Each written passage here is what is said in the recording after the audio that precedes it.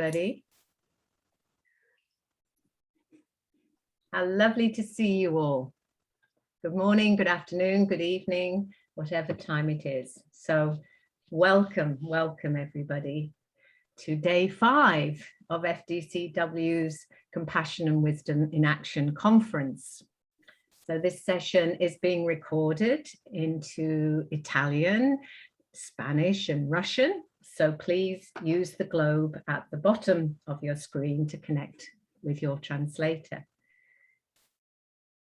So on this penultimate day of the conference, there's such a full program, 4 sessions in total today. As a board member of FDCW and a member of the FDCW faculty, it's my privilege to introduce Bruno Rizzi. The title that Bruno has given for this session is Awareness of Death, Finding Meaning in Life. So Bruno is a trained palliative care nurse with an extensive background in meditation and in the end of life awareness. He's a truly universal citizen. He's Italian and he lives in Germany. Bruno's been a Buddhist practitioner for many, many years. He's an accredited 16 Guidelines Level 1 and 2 facilitator. And Bruno has facilitated 16 Guidelines Level 1 for hospice staff teams, which have been very well received. He's very skilled in helping us look at death with a more open and positive attitude. And he has facilitated retreats and courses on this topic. Bruno has one of the biggest hearts that I know. He's so much equanimity and humility. He always helps me think deeper about whatever topic he engages with. So the format of our time together, this 90-minute session, is that Bruno will speak for about 40 minutes, and then we're invited into breakout rooms for about 15 minutes to discuss whatever we heard that resonates for us. And then there'll be a chance for sharing and questions at the end. And please do write in chat any questions as they arise during this time. So thank you for being here, Bruno. Over to you. Thank you very much, Wendy. You've been very nice to present me. Thank you. And I want also to greet all of you taking part.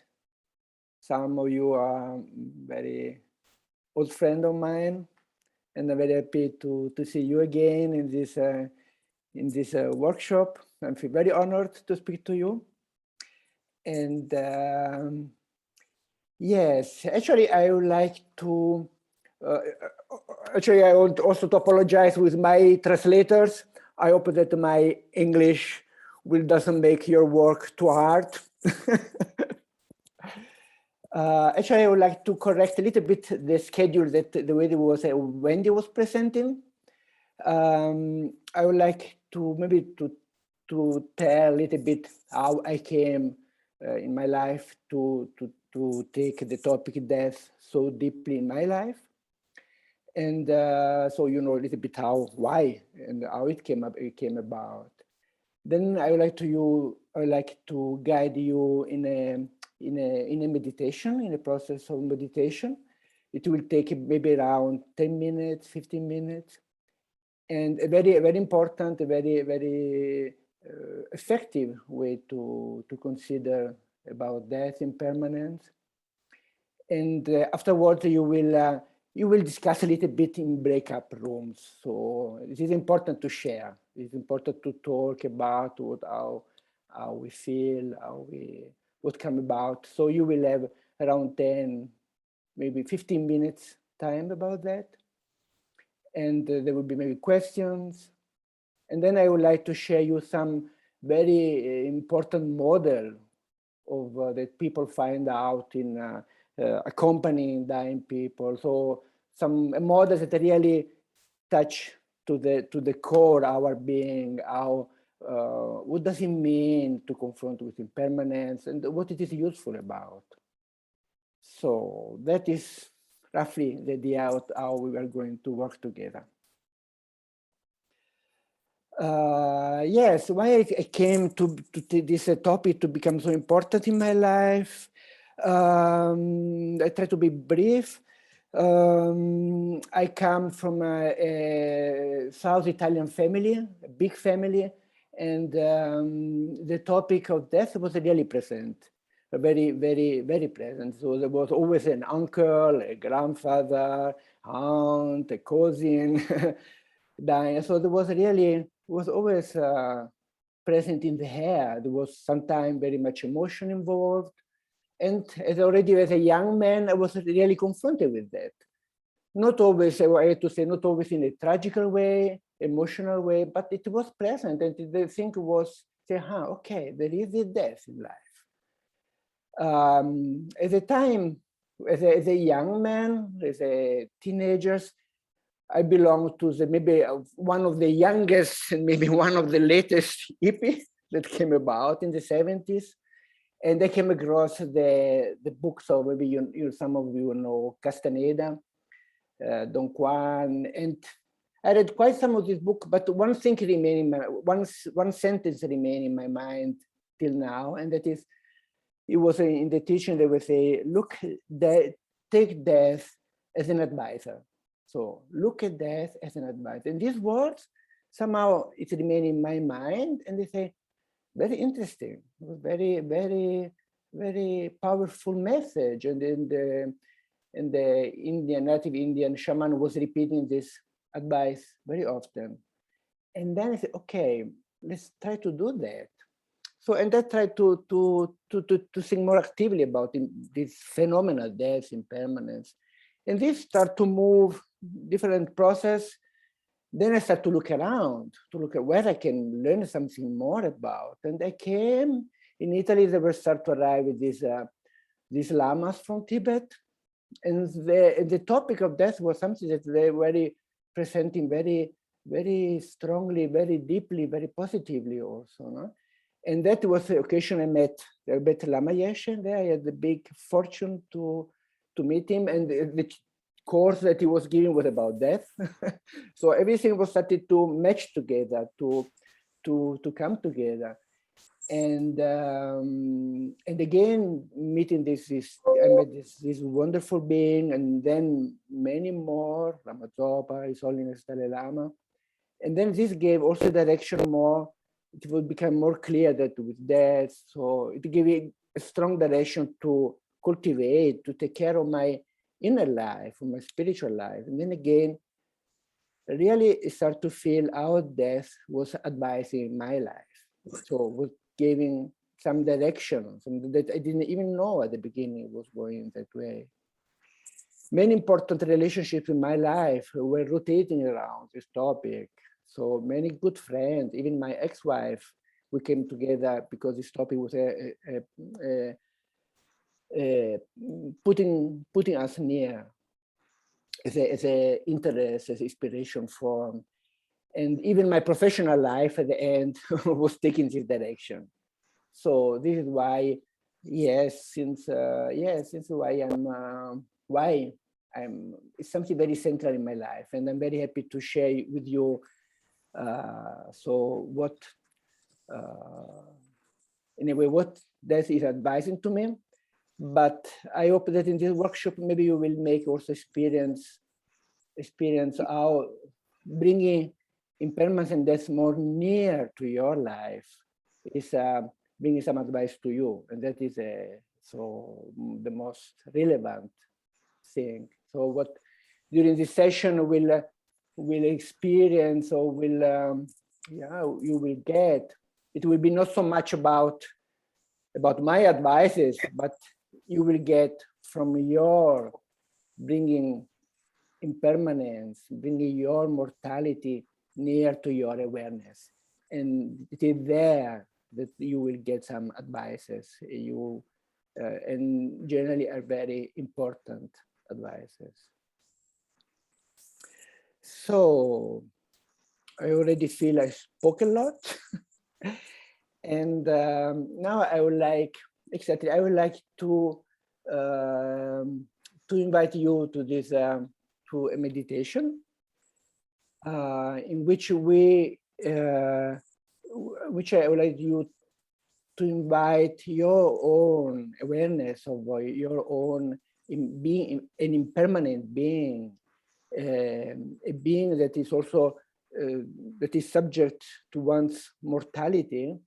So to bring this very gently, to bring this awareness more near to you, you decide how much near. So take it, be gentle with yourself. So keep comfortable and be aware that more you allow yourself to go into the meditation, the process, the more you will learn from that. So it is a, feel yourself, how far you can go, how deep you can go. You can feel also any moment you can stop it, but it would be nice if you still remain in the room. It's okay? Okay, very nice, very nice. Thank you. Then I'd like to invite you just now, find your natural position, a comfortable position. Maybe it's good to close your eyes now and feel your body, feel yourself where you are.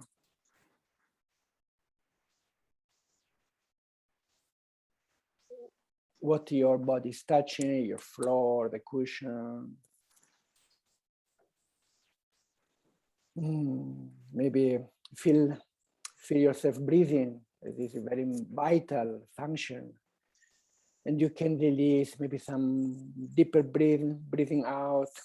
So while breathing out, you can imagine to release tension that you have in the body.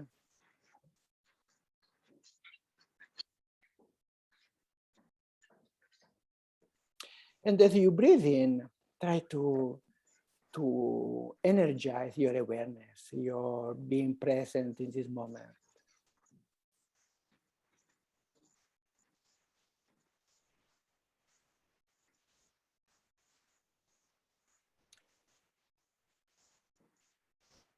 Allow your thoughts about future and past just to go. Let them go.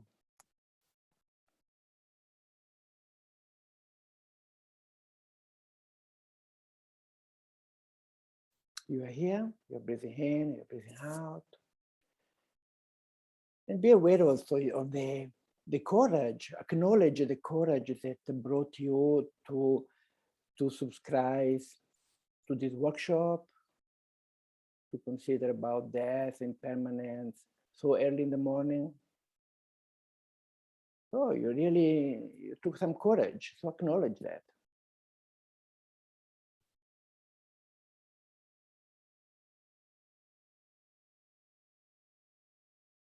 And bring inside also already all your wisdom and your warm heart that you already have with you.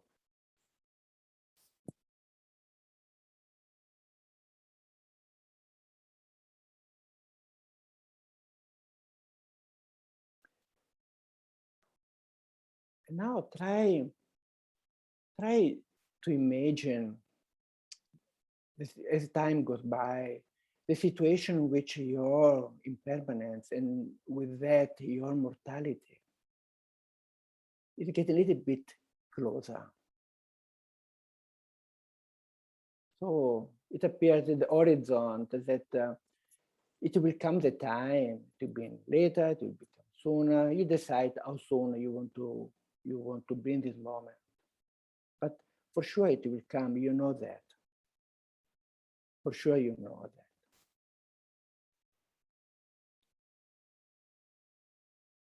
So, and having really so near to you, to your awareness, the fact that we are mortal beings, that one day we have to leave this body, this our belongings.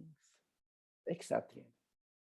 Consider your belongings, your house, maybe your car, the material things that constitute your world. So with this awareness, which role they play now?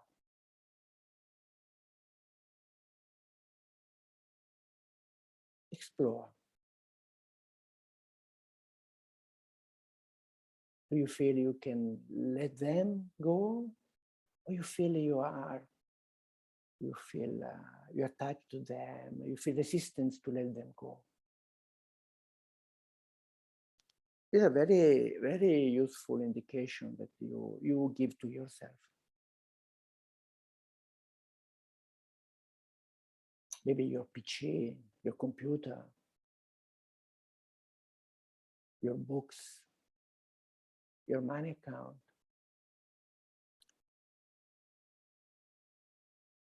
There's a feeling of impermanence, and it's getting closer to you.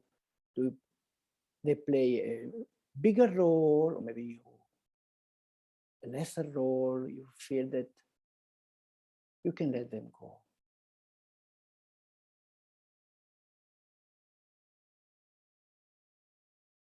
And to which point they can support you, they're useful to you.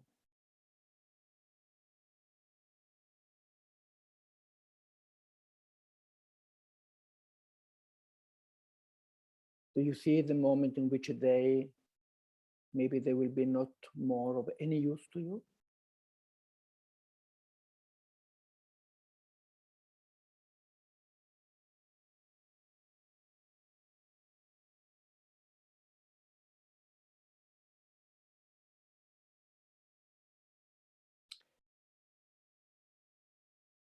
Well, this is also very, very important way to explore how we consider our belonging, which relation we have with them. Now with your imagination, let's move a step further.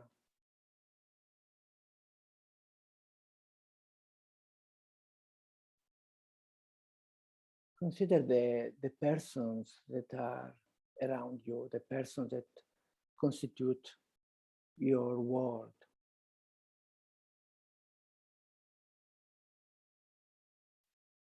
Which person would you include that constitute your world?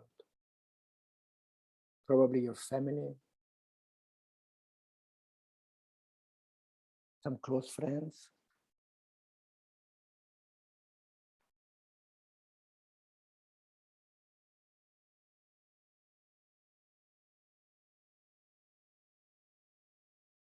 And again,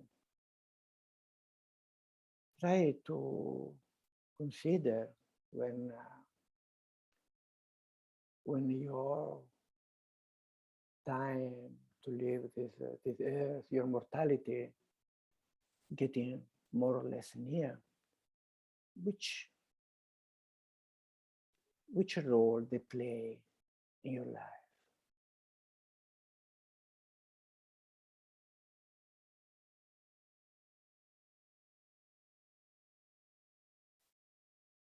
Do they become more important or less important?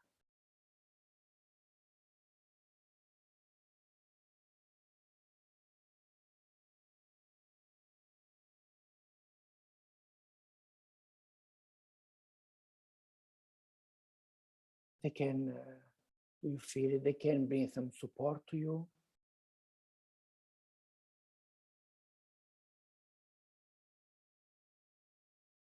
And which kind of support you think you might need?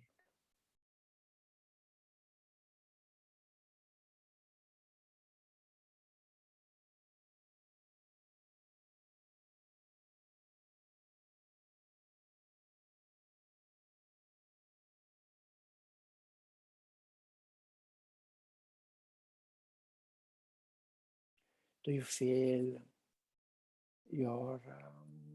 do you feel you can let them go? Or they can let you go?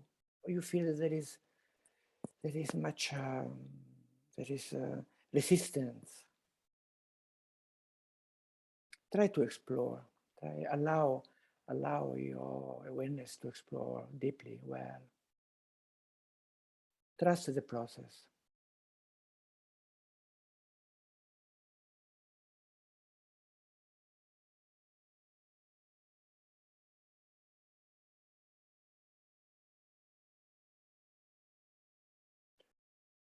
Do you think it is useful to have them near, or maybe you find out that it would be better that you prefer to be alone?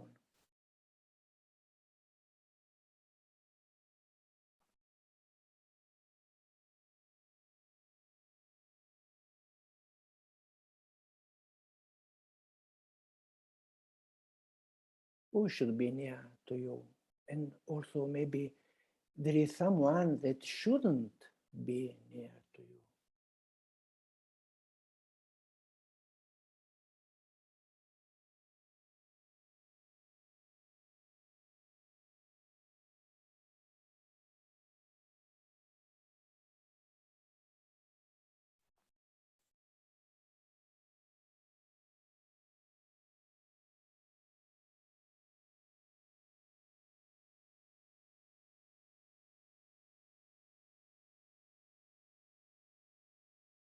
Again, be thankful to yourself, to this very important information that you are getting. And let's move a step forward.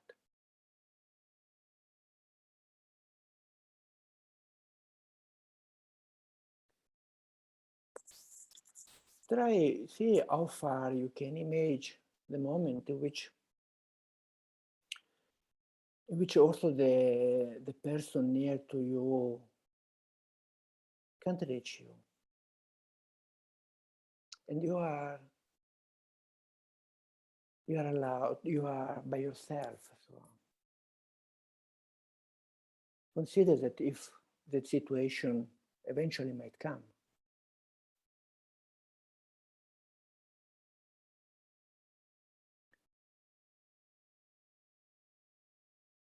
and now explore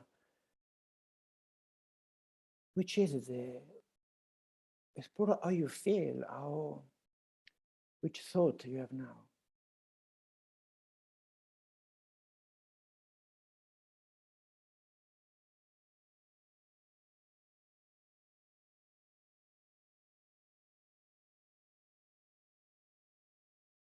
And which is the state of mind that you like to let emerge at this moment? What do you think might be useful? What is it you need at this moment?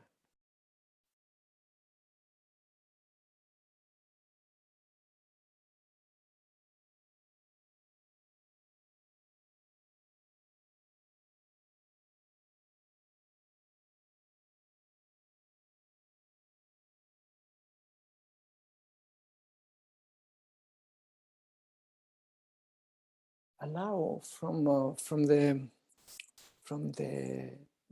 deep of your heart, from a very deep part of yourself, let arise some image spontaneously without thinking about, just spontaneously let arise some image, maybe a symbol, or a few words, maybe a short sentence, indicating you what you need at that moment.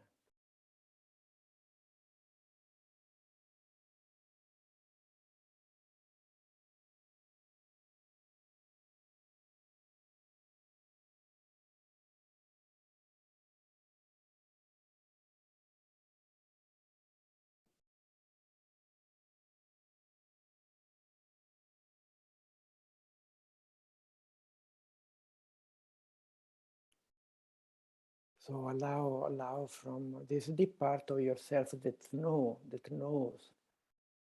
what you need, to show you something, to tell you something.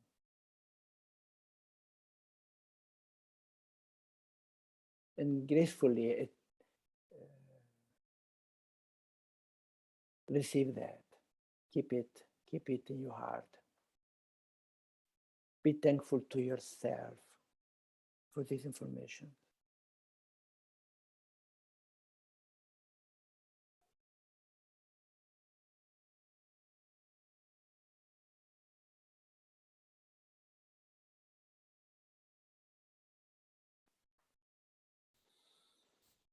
And now again, let go of any image, any thought, and come again to your body, to your breathing body.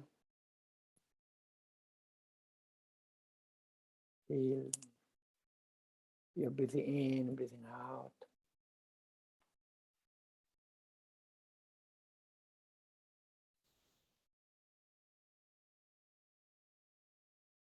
Acknowledge your courage and be satisfied with yourself.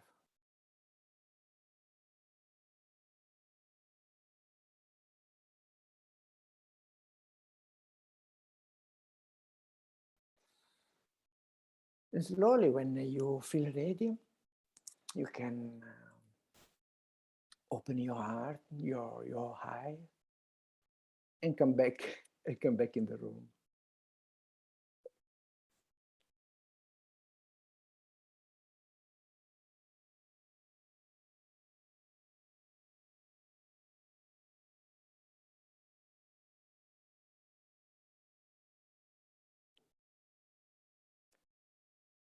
Yes. Thank you. Thank you very much for your attention and your openness.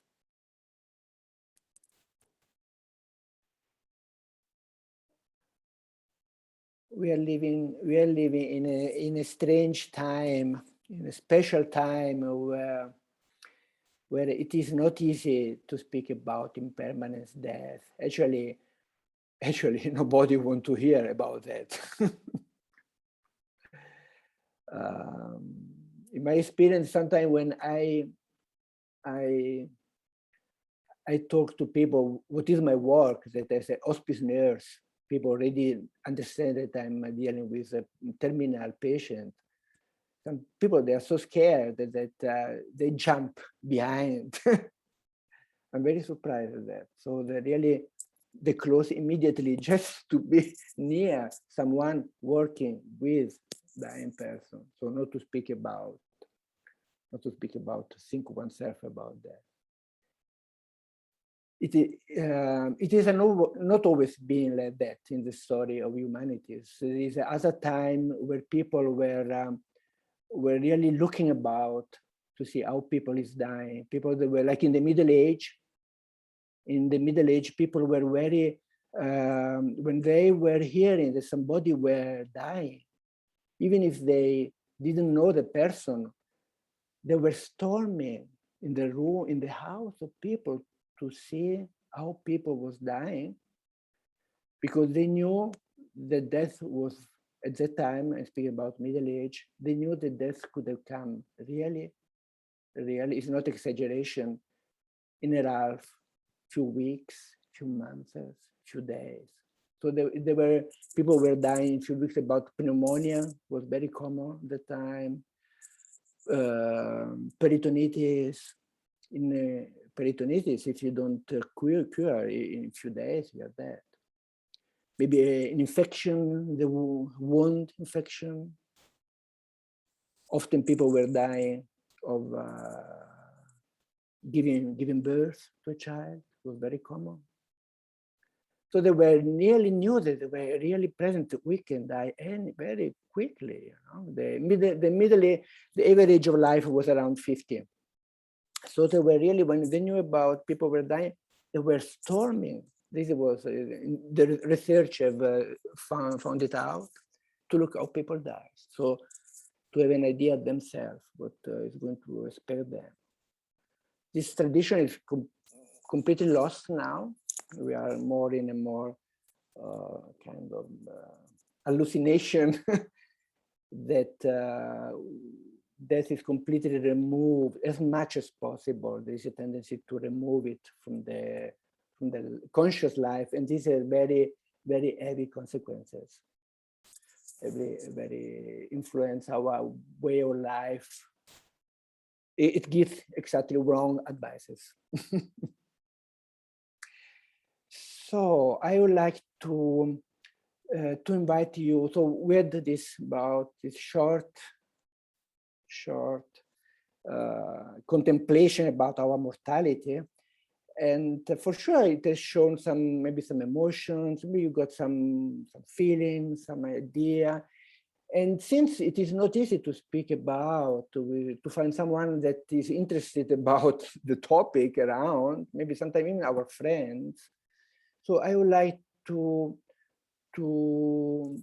encourage you to use the opportunity that breaking up in rooms to share with the people that you will meet some of what you will just experience now. So it is it's very much healing. It's very healthy to speak about thoughts, emotions, ideas that come about when contemplating our mortality with people that also are doing that. So it is a really it is also a precious occasion. So use the chance. And it would be also interesting to see how other people found what came to them, what came about. So it is a moment of sharing, and then we will see if there is also some maybe there will come also some questions, and then we will bring in the plenum. We will look at that afterwards. It's okay? You like the idea? Nice. Okay. Is that going to?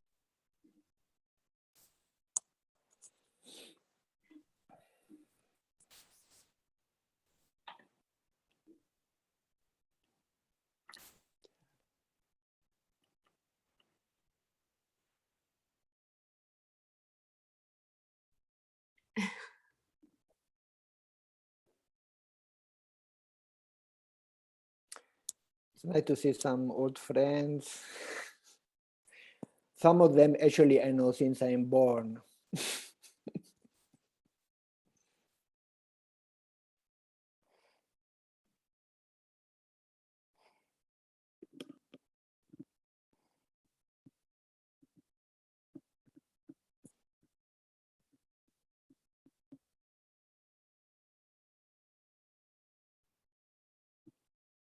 I think we are all back.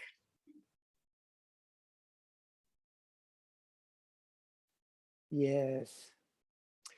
So I would like to get some feedback from you. Did you find useful the sharing?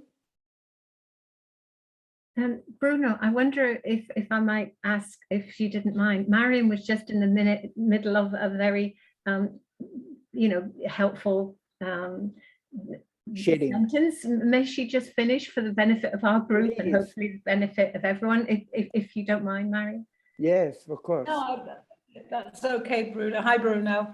Hi, Marianne. I mentioned, the words that you suggested. Thank you for that meditation. It was really lovely. Well, beautifully led. Thank you. I mentioned that the words that came to me really quite openly and spontaneously were peace in nature. It seemed very central to me that I should be in nature. And Wendy really responded to that, saying how much that touched her or resonated. And I think for me, it's very important that the nature, as we come in, it's a natural world, and to be like, to have that capacity to be maybe under the trees or in a meadow or up on a mountainside. That would be, and I was going to say when we got cut off that they say that great meditators, they just go off. You perhaps don't know who they are. There's the old man in the village with the dog, they go off into the forest or the mountains, and then later they're found dead. And that would be my ideal. Thank you. That's yes, it makes sense. It makes sense. We are kind of children of nature. So it makes sense that it sounds a natural way also to go out in nature. Franciscus von Assisi did that. Franciscus von Assisi, he said when he passed away, he wished, he said, please put me in the earth naked. He wanted to be naked in the earth. naked. Naked, thank you. Naked sound like a bit close to other things. Naked. Naked. For those who, I love your English, I can interpret it. Thank you, Bruno. Yeah, Knackered is a chocolate bar in the UK. Okay. So if you like to have, if someone want to share something, or if someone has a question, some question about, this is a good moment. It's a good moment to ask. It'd be lovely to hear some more feedback from the rooms, but perhaps before we go on to questions. I don't know if any other room has any feedback. Somebody was asking, how can we help someone with Alzheimer's if they cannot listen to the teachings? Again, excuse me again. How can we help someone who has Alzheimer's if they cannot listen to the teachings? Yes, you see, it is not always easy. It is when dealing with impermanence and death, of course, one meet very soon also difficult situation, and Alzheimer's is probably one of the most difficult. So that bring oneself really to the age, to bring the person taking care of Alzheimer's, they're really brought to the limit of their capacity and strength. So actually, when in the process of being near someone dying, oneself is part of the equation. So first of all, it is helpful to see how you feel. So this becomes an opportunity for you. You can recognize it's an opportunity for you to bring your access, to bring your patient, your compassion, to irradiate this to that person, and that might have some already effect to that person. Alzheimer patient, you can't reach them with words. You can't reach them with they are in completely another mental state. But still, if the theory of the mirror neurons work for them, they themselves can reflect. If you show some your appreciation for them, for example, if you Alzheimer person are still persons, and as a person still worthy of love and worthy of respect, of attention. And then if you show this to an Alzheimer person sees this in your behavior, in your eyes, they themselves, maybe, I suppose, might experience themselves some appreciation, some feeling of presence, of love, of being worthy. So this is the way sometimes this is what I can share.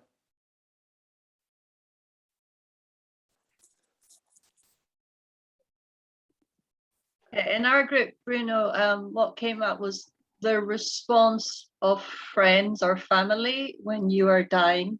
So if they are very, very upset and not letting you go, how difficult that would be. Do you have anything to say about that?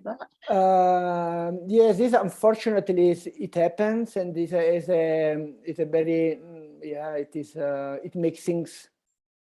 It's already, one can say, maybe it's not an easy situation. It's already a difficult situation by itself. So this behavior, this makes things even more difficult, of course. So my advice is, since we have no control about the other persons, really, we shouldn't pretend that. So one should be ready even to that situation. So who knows? Because we don't know how it will happen, where it will happen. We hope. Sometimes we have also a very romantic idea of how we wish it will be. We wish for that, but even that is not a guarantee. So it's very skillful to be ready that since it might happen anytime. We don't know, really. It might happen. Nobody can guarantee that this week, this day will not be the last day that we will have. So we should be ready for any occasion. And so, and if someone doesn't allow, or has difficulty because of love, because of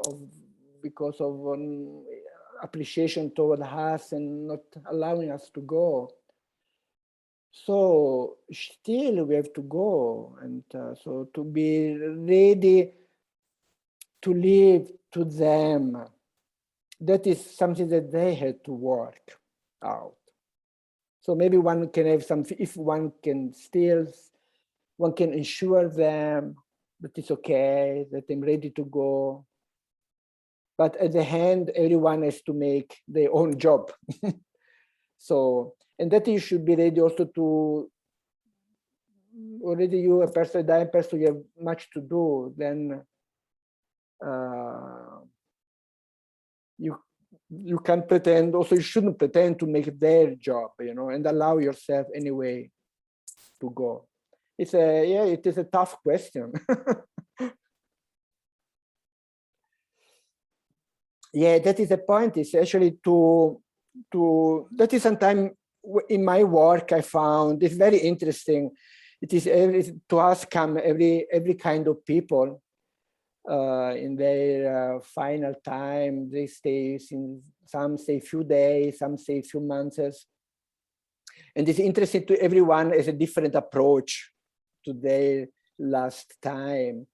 And I found very, very astonishing how sometimes people come to us in the hospice, they go in the room, and they really, you can see, some say that is the first time in their life that they think about that. It's the first time in their life that they've confront oneself with their own mortality. And then with maybe a few weeks time.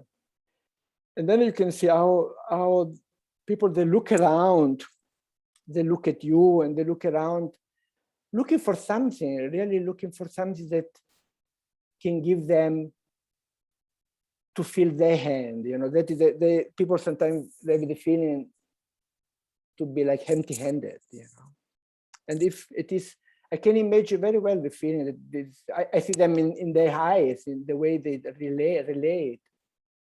So to come in a very suddenly in a situation where you know that maybe you have few weeks, few months, So it is very, and sometimes I myself surprised how it can happen that people never think about that before. There was one lady recently, she was maybe around 85 years. So 85 years is I think is a good age. Also, 85 years is a very good age to have lived. She was still relatively fit, relatively healthy, clear in mind. And after a few days, she looked at me and she asked me, "Why me?" She was very disappointed. "Why me? And why now?" And I remember I look at her, and my first thought was, why not you? And why not now? So I didn't say that, of course, but it was really, I found it was an important lesson for me to see how people can relate and how they are surprised that this phenomena, this end of life comes, and yes, it's surprising. And one has to say also, then again comes people that with very much dignity, with very much focused awareness, and they know what is going to happen. They know, and it is a very big present. I'm very grateful when I meet people, and then with dignity, with even some humor, they share the last day, the last week. So this is also very possible, and so there is a whole spectrum. From sometimes even happen some pearls. Yes, this is how really blessed and easy and normal can be, and on the other side, how can be dealt in a very complicated way, and that's a role. It's for sure that not having taken time in life to think about that, to confront about that, when it happened, what might help, how spend my life. So these are crucial questions that come about when death is approaching. One start to suddenly maybe to consider one's own life, and then what to say, one will say, what is the life that I spent? So it has a meaning. The meaning question, it will appear, and people look around to say, still sometimes they look around to find some meaning. Sometimes, because life, it can be very busy. We can nowadays, especially, we can very easily be distracted. We like even to be distracted because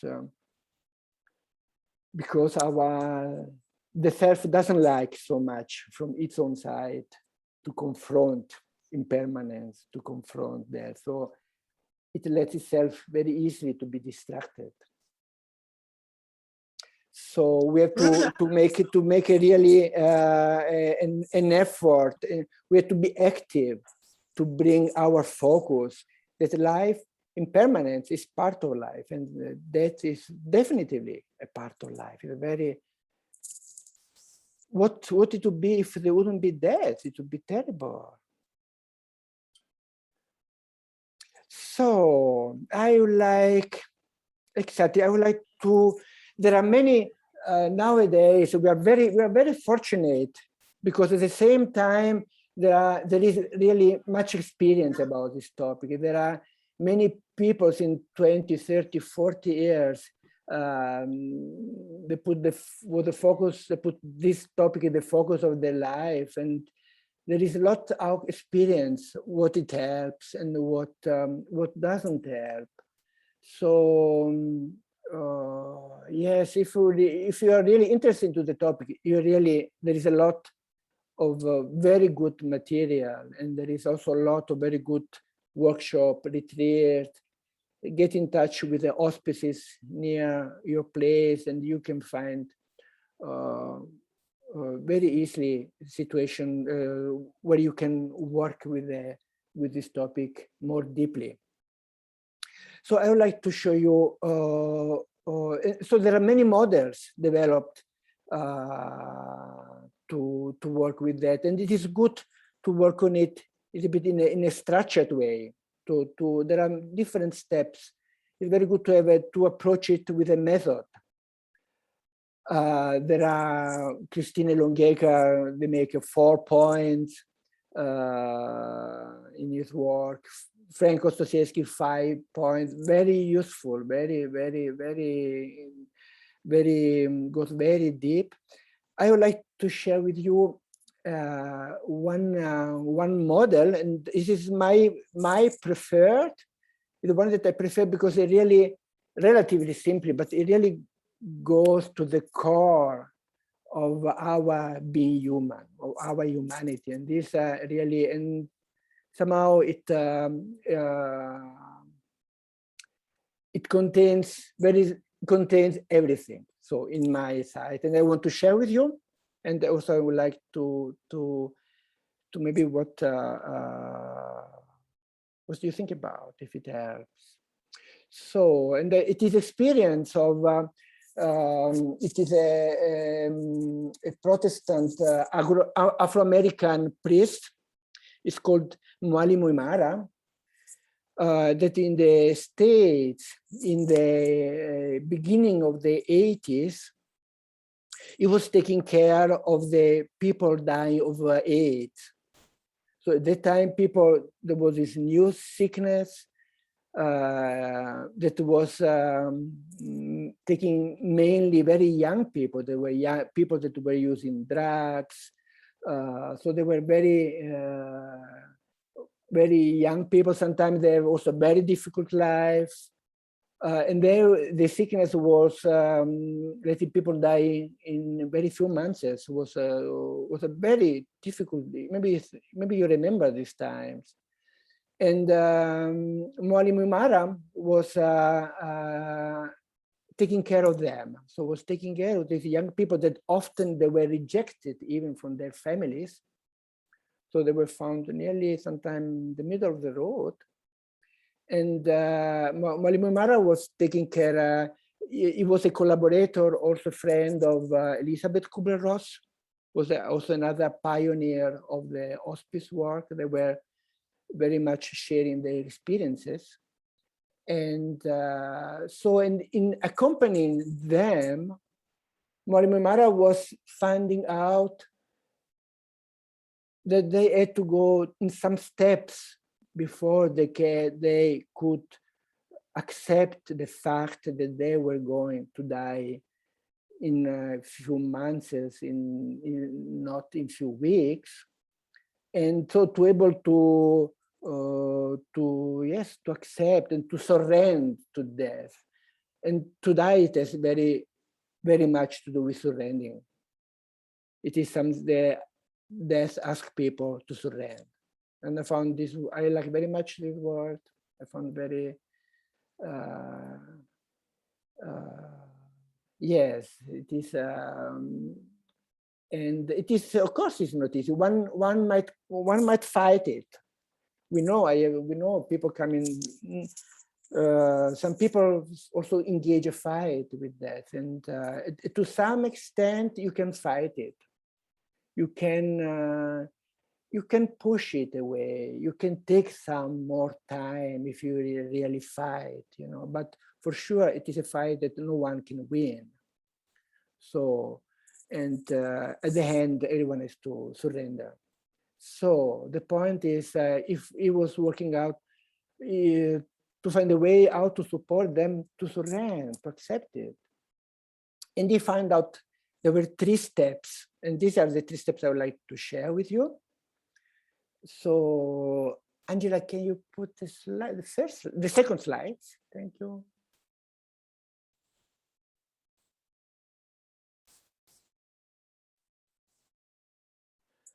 So this was, so he found out that people in order to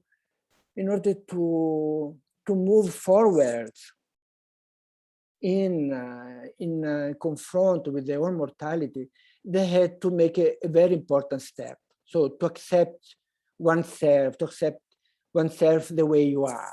So, and can you imagine we are speaking about people that were dying very young, and people using drugs, and maybe you can imagine the self-esteem might be not high. So to accept yourself as you are, what does it mean? So what I understand is it's basically brought to our own experience now.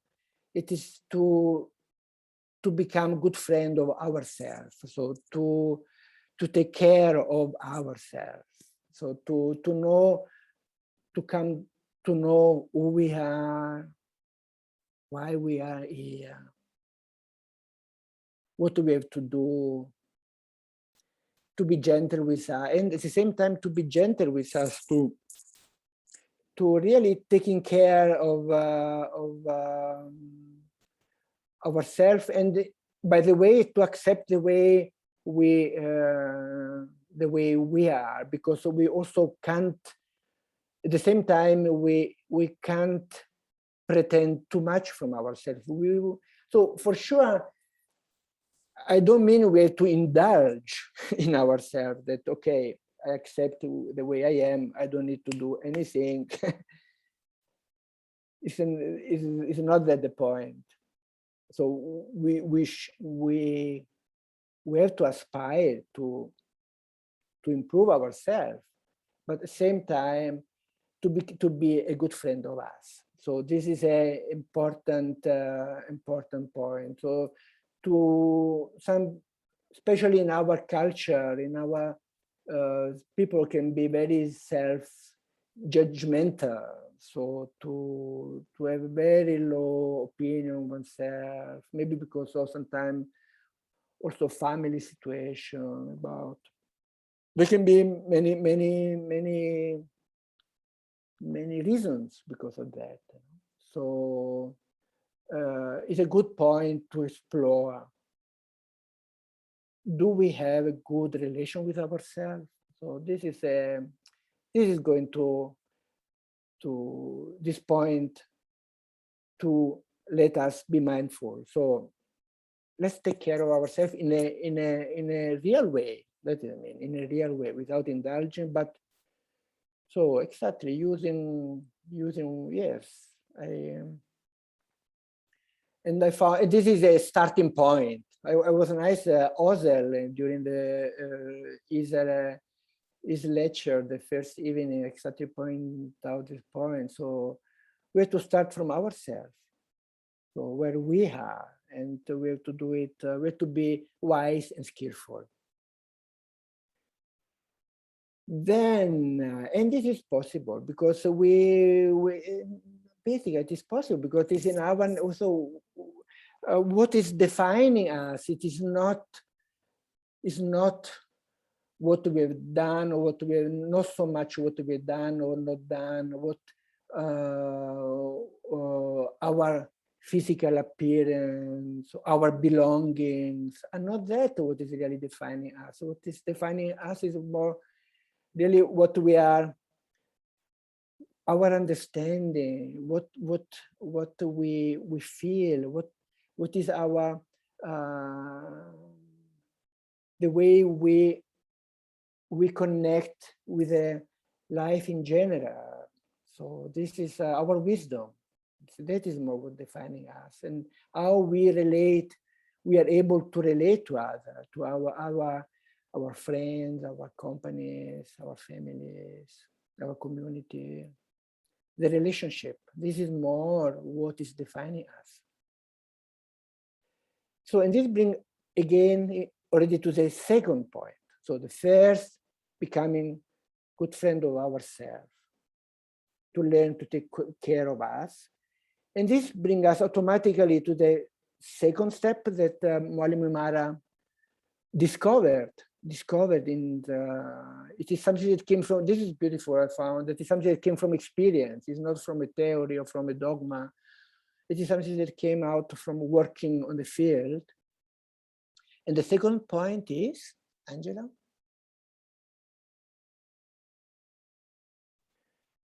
To be open for an authentic dialogue.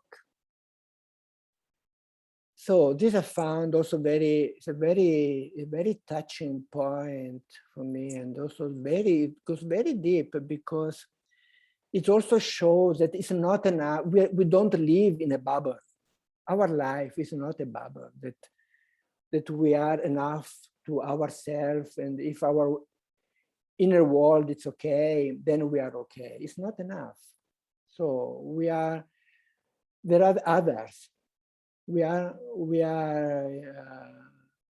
human beings, and human beings, the way we are, even physically and anthropologically constructed, we are very connected, interconnected with others. And this is fundamental to acknowledge this aspect and to actively to look at it in a healthy way. What does it mean, healthy way? To be authentic. So this young person confronting death in a tragical way, so they needed to find the bridge. It was important to find an authentic way to relate with others. So this is an important step that moves ours toward to be able to surrender when the time will come. Authentic, so because one can communicate in different ways, of course we can relate with others, but the question is authentic. So and being good friend of ourselves, being authentic to ourselves, become the bridge to be authentic with others. And that is a really so like kind of a cathartic happening that allow you to feel that you are not really alone. You and the other are important to you, and you are important to others. And this makes you feel this. I work it out, that it makes you really feel that you are part of, you are living, you are part of life, authentically, really. And this is already giving you much meaning on your life. Then, so there is a me. You start from the point of where you are, and then you move toward the other one around, and that bring you again to the third point, the last one. Angela, please.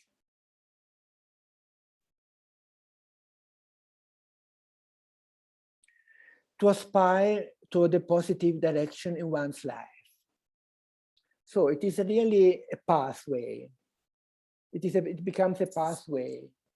We start from ourselves, we recognize the others, and then the aspiration that to move toward a positive direction in one's life. So it means now it is the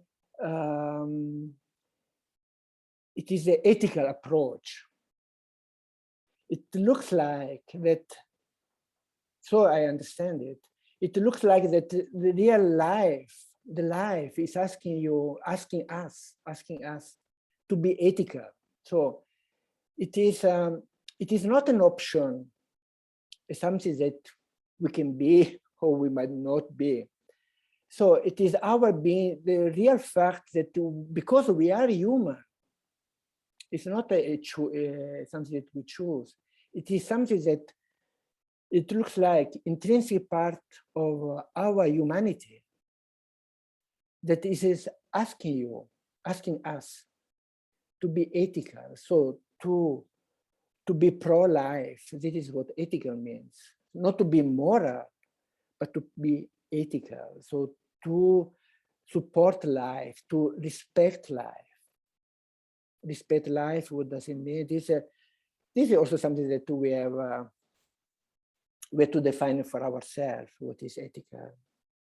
Basically, it means to respect life, so not to damage others, because the others' life, it is precious to others. So to damage life is something that start to create conflict, to create problem, to create tension, to create when we know there is enough conflict, enough. It is under the eyes of everyone the consequences of not to be ethical, of not respecting the needs of others, abuse. others from our advantage. So it seems, so when this young person, they were, so it is something that then life asks a commitment. Then we have to be active to aspire. Is an aspiration, for sure. It's not always easy. And for sure, we will sometime, we will slip from our intentions, but to aspire that is what our humanity requires, ask us to be pro-life. Then it looks at that is a recipe. It is an attitude that, and I find also a little paradox, a little very interesting, that to be able to surrender to life, to accept life, that is requiring us to take care of life. So it is to say yes to life. It is what completely, as much as we can, actively to working on that direction. It is what allow us in the most intimate part of ourselves to say it is okay. Then I might surrender. It is okay like that. So it is a feeling. It is okay. One might. We are speaking about the very basic level. This is a real minimum. The real minimum. That then, when that is coming, then one can surrender. Say, maybe I might not be happy. For sure, these young people, they want to live a little bit more and to live a little bit more healthy. But it looks like it is what allowed to say, yes, I can do it. I can let go. And with the feeling that it's going to be okay. And that is the point. It's going to be okay. Because sometimes, this I see in my experience, people start to fight about, they start to resist because they have the feeling that it's not going to be okay. So, and then there is maybe it looks like that a deep part of ourselves, knows this, knows what, knows if we are going the right direction or not. So this is, Lama Yeshe would have said, this is our baby. We have to take care of our baby. It's our work to explore and to be curious and to look for. And if we search for, we find answers. This is not something that we have to do also alone. We have we need to confront with others, to ask advice of others. Maybe this will indicate, for someone might indicate that it would be useful to be to find even maybe a teacher, a spiritual guide. But for someone might indicate maybe it's good that I do some therapeutic work, that I found which are the traumas that maybe in my life are still giving some conditioning me. No? So this might come out that this is the work that needs to be done, and this is a very important indication, very useful. This goes all in direction to see how our life is going and what is giving again meaning to our life. So in this way, again, I see death can advise us.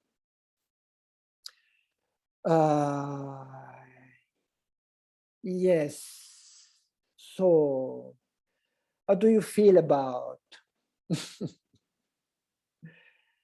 There is much talk. I give spoke a lot. Actually there are many things can be.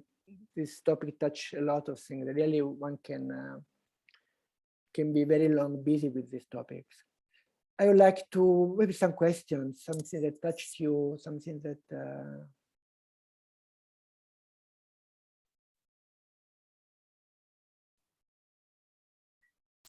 Bruno, there's some comments in chat. Marion made a really good point. I don't know if you want to speak to it, Marion, or if we just read. Please, Marian, read yourself. Okay. No, it was just when you were talking about, there was a question about family members who maybe are anxious or upset. And on my last birthday, I asked my 4 children to come together and talk, for us all to talk together about my death. And my daughter was rather surprised. She said, "Why do you want to talk about your death on your birthday?" But anyway, so it was very, very beneficial for all of us as 4 children living in different parts of the world, and for me too, to share and to find out how they were feeling about my death and how they wanted to participate or how they could offer their best help for during my death. So my son, who's good at business, said, "Well, I'll take care of your finances." And my son, who's a medic, said, "I'll take care of the decisions about your health." So it was wonderful. And it was a great conversation. So I think that might be something people would want to think about in their own, to ameliorate and to open the conversation ahead of any real potential, for immediate death or who knows when. Yeah, so I thought that was something that I know you probably agree with, but you hadn't mentioned it, and I think that's... Yeah. Thank you very much, Marian. Very good, sharing, and there are also many practical things to look after. Yes, thank you. I think it was comforting for my children, as well as comforting for me, that they could share together and see, oh, so what, this one's going to do this, so they're sharing out the responsibility, and that makes it a lot more normalized, because death is normal. Yeah, of course. So good. Thank you. Vanashri makes the point, she's had to go now, but she makes the point that she really loved the fact that you described ethical as being pro-life and not to damage or use other people. Yes, of course. This is this is why I like very much these points, these 3 points of Malimumara, because they really go to touch life. Actually, all the models they show the fundamental aspect of life to be taken care of. So, yes. I'd like to share something with you. Yes, Alina. I've come from Israel, and we have here a Buddhist group of mainly women, as usual, that is called Wisdom of the Aging. Wisdom of the Aging. Yes. We meet every week on Zoom, most of us, and we talk about death and the implications and how we feel about it, and about life, death in the view of life, the gift of life in the shadow of death. And it's very, very interesting. I drew a lot of comfort from that, facing my own death, whenever it will happen, in much more calmer and how shall I say it, conscious way, and much more relaxed about it. It takes away the fear of the unknown, how to deal with all the things we shunt away. We say, no, I don't want to know about it. I don't want to see it. And yet it's part of our life, and how to look at it face to face without fear. And that group is wonderful. It's been a year now, I'm part of the group, and I recommend in any community to somebody to take it on. It's in the view of the Buddhist thinking of how the 8, I forgot that to say in English, but anyway, in the view of the Buddhist teaching, to look at the now, the here and the now, and how we deal with it in the view of death and our own death. So it's very, very helpful. I recommend it a lot. Thank you very much, Alina. Indeed, it is very important to share with others, to talk about, to share and to see what it helps. Thank you for sharing. Yeah, I would like also to mention that I found in this, the 16 guideline, it really goes in this direction. I want to acknowledge the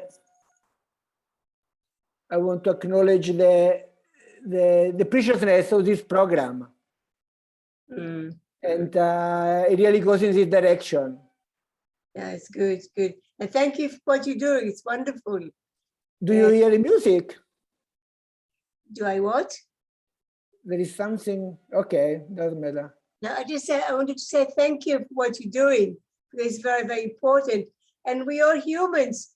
We are all one world. We're together. We're all connected, really. Exactly, Elena. Thank you.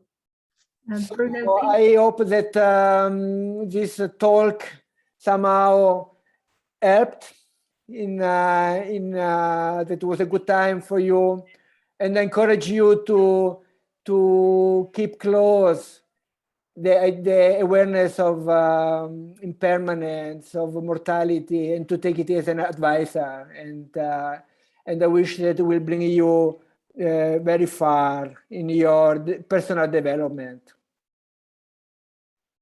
Thank you very much. Pete has his hand up. Is it a quick question, Pete, before we close? Yes. No, I was just going to make the observation that, the part that touched me most completely was a simple statement that it's okay.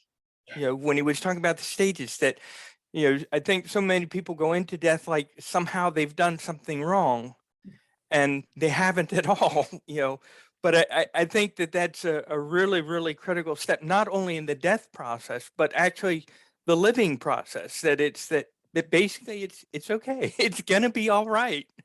That somehow the universe is, allows us to be here. And, that's a very helpful starting point, that somewhere in your heart of hearts, you just feel like it's going to be okay.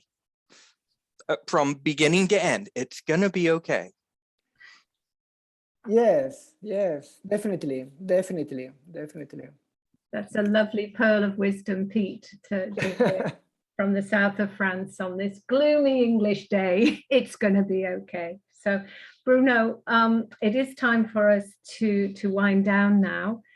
Thank you for such a rich, calming, powerful presentation.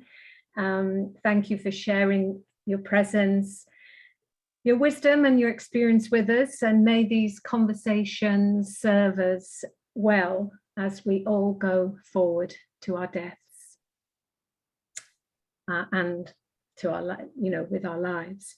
Thank you to the amazing FDCW team and to the interpreters. Wow. Thank you, interpreters. And thanks to everyone for being part of this session. We appreciate your contributions.